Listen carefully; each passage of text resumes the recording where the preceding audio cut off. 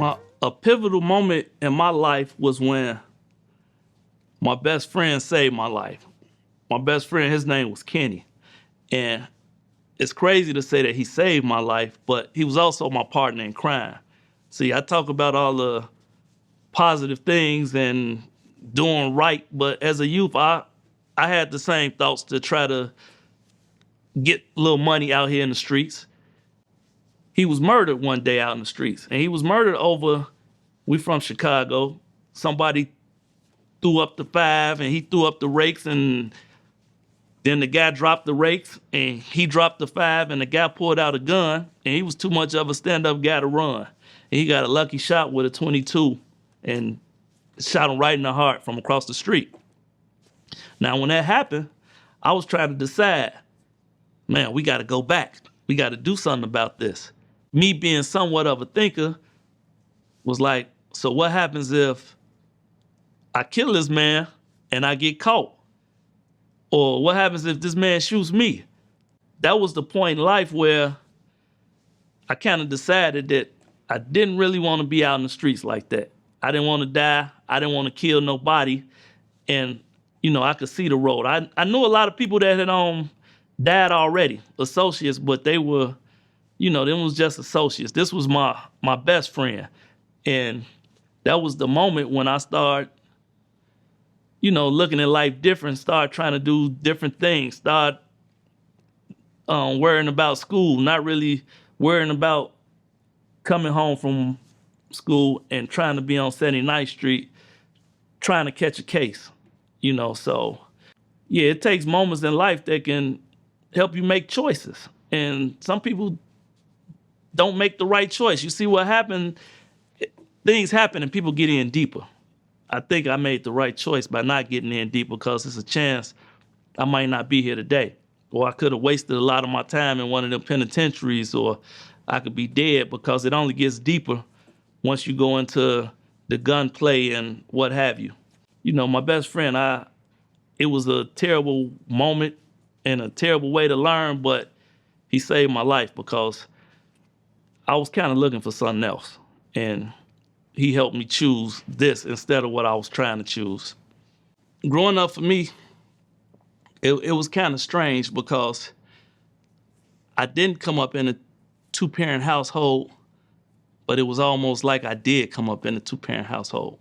See, when I'm telling people don't go to jail because you can't be there for your family, the difference with me, my mother and my father kept a relationship. Because when that relationship is severed from the other half, the relationship with the kids is severed. So I kind of still had a 2-parent household. And as I was growing, my father was growing. He was picking up the mindset. He had already started doing it, but his mindset was education. He wanted me to be education. See, my father, he didn't tell me this, but this is what it was. Learn from my mistakes. He didn't want me to go to jail. He wanted me to go to school, and he figured you could learn anything through education, because that's what he did. Everybody says that Larry Hoover is a smart man. It's because he understood that anything you wanted to know, you can pick up a book and find out how to do. He didn't want to pay anybody to do anything for him.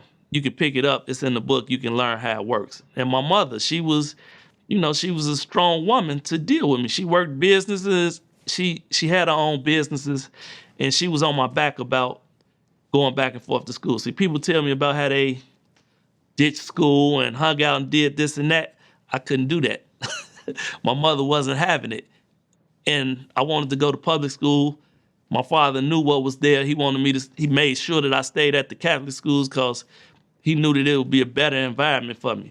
If I went to public school with my name being Larry Hoover, I could have possibly been a little chief, or attacked by other people from other organizations that didn't know that it wasn't about that, young guys that might have been gangbanging. So I had my mother and my father, and then I had a strong moral foundation. My grandmother was there. She was a church-going person. I just had a good foundation around me. I didn't have, like, people may think that I was hanging out around the guys and I seen a lot of drugs and what have you. Eh, you know, things happen, but I still had a good, strong foundation. I had people telling me what to do and what not to do.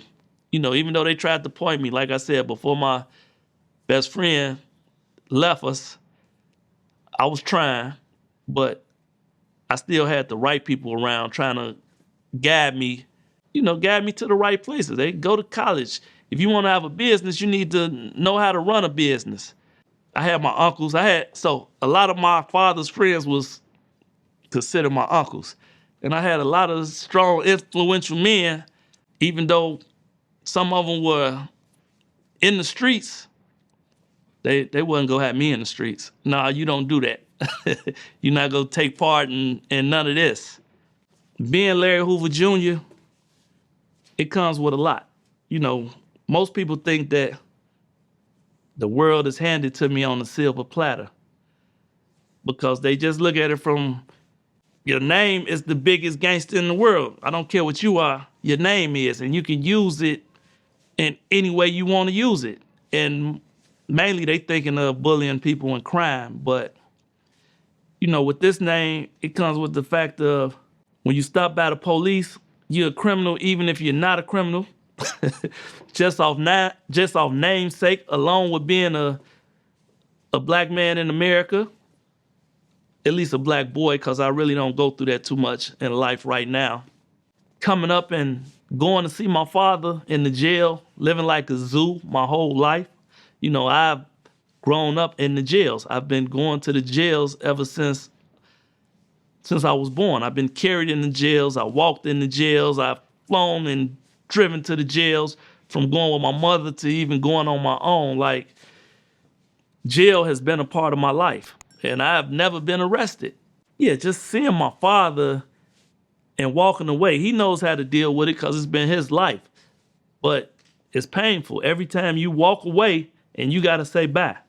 My mother looks back at the window when he's in the room, and I don't look back. I just walk and I keep going because I don't want to deal with looking back and looking at him sitting behind the glass back there, waiting for the people to put the handcuffs on his arms and his feet and walk him down the hall with the chains.